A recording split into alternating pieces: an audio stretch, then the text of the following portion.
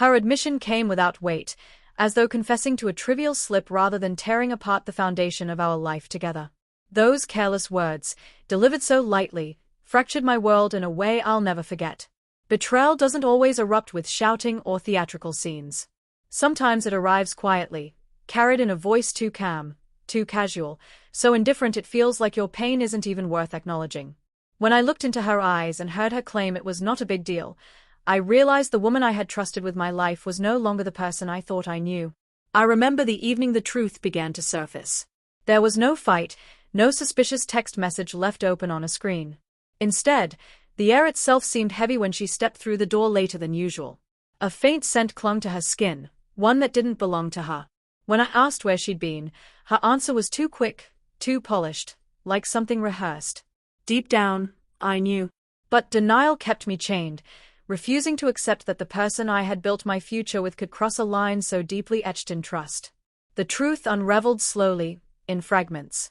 At first, she dodged my questions with weak excuses that dissolved the moment I pressed harder. Then, cornered, she admitted it. She had slept with another man. My chest sank, but it wasn't the act itself that destroyed me.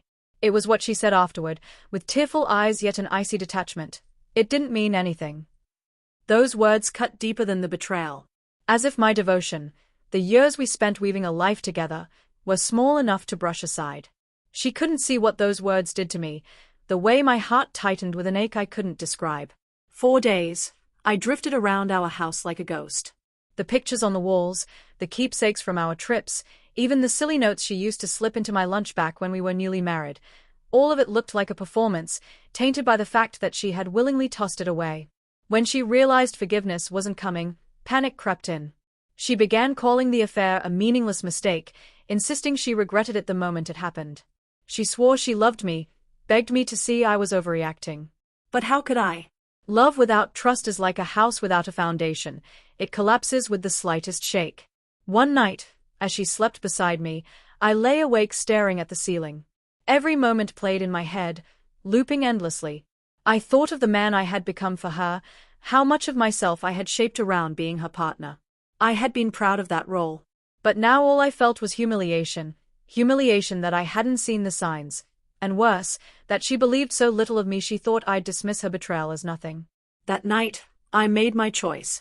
I wouldn't beg her to stay faithful. I wouldn't fight for a marriage she had already discarded. The next morning, I told her I wanted a divorce. Her eyes widened in disbelief, as if the possibility had never crossed her mind. She burst into tears, clung to my hands, begged me to reconsider. But my decision was final.